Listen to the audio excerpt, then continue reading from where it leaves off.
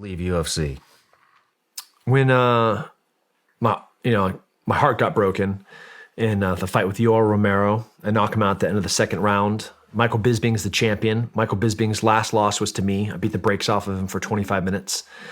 And so this is my third title run.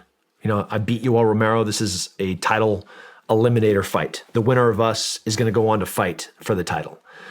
And he, through a variety of mischievous and cheating mechanisms, is able to, he gets saved by the bell at the end of the second round, blow some big punches into him up against the cage. John McCarthy pulls me off him. And, I'm like, did he get saved by the bell, or is that the end of the fight? Did John touch me after because if John touches me before the bell, then I won. If he touched me after the bell, then, and I'm blasting him, and he's just he's out. He crumbles to the ground. And I was like, oh, okay, that was the round. So I go back to my corner, and I'm sitting there. I'm pacing back and forth, just looking at Yoel Romero as he's just messed up. And his corner's in there. They're fixing his face. The bell sounds, ding. And I take a couple of steps forward, and John McCarthy grabs me. He's like, no, Tim, go back to your corner. So the Athletic Commission rules are very matter of fact. You have 10 seconds to answer the bell. If you don't answer the bell, it's disqualification. And as you can imagine, I'm a man that would know the rules. So 10 seconds passes, and that's the end of the fight. I'm screaming. I take my mouthpiece out. I chuck across the floor. I point at Dana White. I was like, you're fucking going to pay me for that fight. I'm looking for my wife. Put your red panties on. I'm coming, and figured out the after party. I also know I'm going straight to the title. I'm going to be fighting Michael Bisping. I'm going to destroy him. And this is all happening in a matter of seconds, right? 10 seconds happens, 15 seconds happens, 20 seconds happen. I'm talking with my corner, all right, hey, let's get these gloves off. Let's start getting things going. And John McCarthy's like, hey, come back in. We're fighting. I mean, we're fighting. Well, they call it Stool-Gate. Is a pretty, there is a calamity of errors that John messed up big time. He got played by his corner. The corner spilled some ice. They put on too much Vaseline. They're pretending like they couldn't speak English. There's confusion about when he had to get off the stool. Ultimately, they were able to buy him an extra 40-something seconds. And so he sat there for almost 2 minutes while I'm leaving the cage mentally. He's with the sole focus of getting back into the fight. And huge adrenaline dump. That endocrine system's wild, and I get knocked out a few seconds later.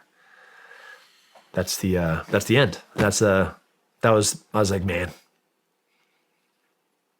I don't want to do this all over again. How do you recover from that?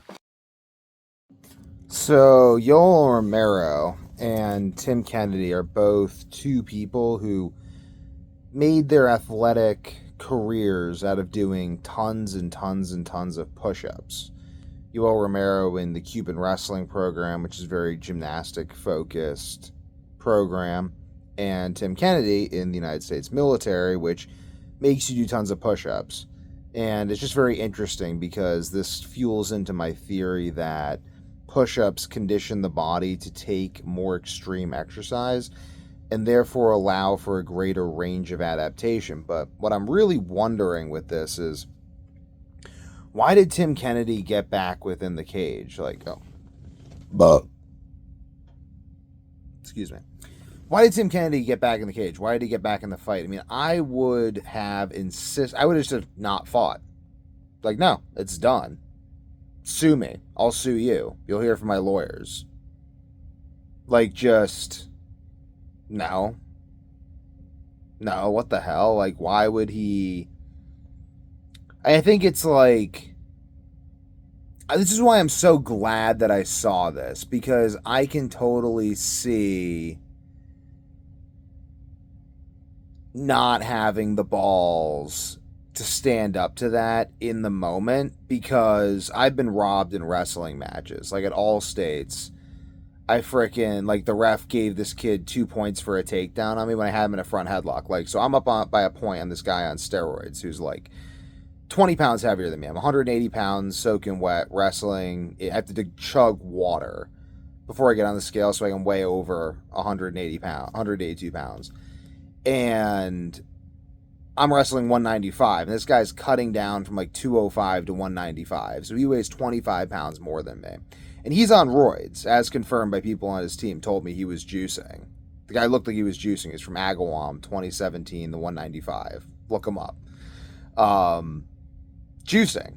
And the like just juiced. I'm wrestling this guy. I'm beating him.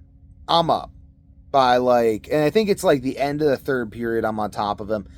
I let him up because he's trying to roll me, and he's just going crazy trying to roll me. It's the end of the third period. I let him up. Then I'm controlling the action in neutral, and he shoots on me, and I sprawl, and I get him in a front headlock. Good for me. I got him in a front headlock. That's my position. The ref gives him 2 points for a takedown. The match ends, and the ref says he's the winner. I should have just not left the match. All matches need to be filmed, always. I can't believe how long it's taken me to learn this. All matches always need to be filmed. And you never concede. Never concede. I saw Antonio DeFranzo do that same thing. He just never concede. He actually played the crowd. He refused to leave the mat. He got back on there and then beat the guy. Whether or not it was justified, I really have no idea. But there was some sort of a thing where he basically took the guy down the last second and then tied it up and then ended up winning the match.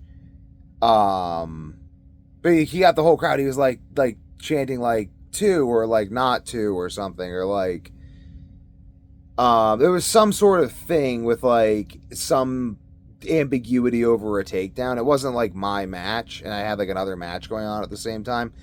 So I just don't really know, but I remember seeing him get the crowd amped up for 15 minutes.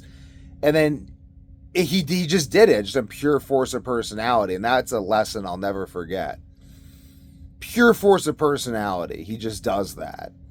And I got a plan for that for any tournaments I go into. The ability to tell people, keep filming, get the crowd worked up. I'll put this on YouTube.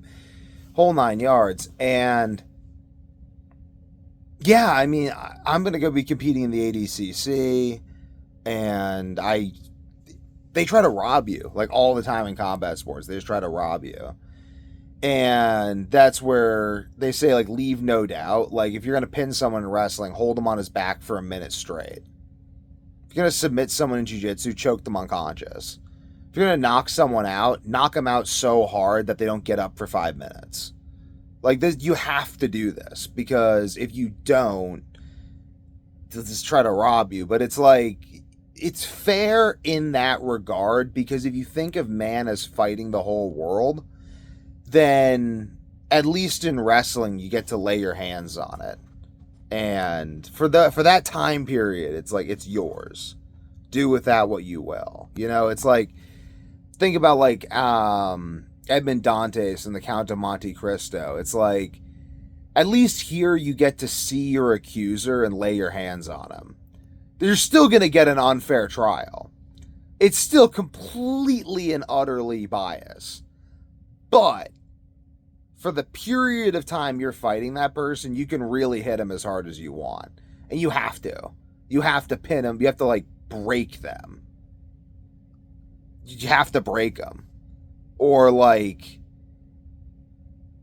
not saying you gotta fucking injure your opponent, or be willing to. It's ritual combat, and they broke the ritual, and he should have made that very clear that he was not condoning that.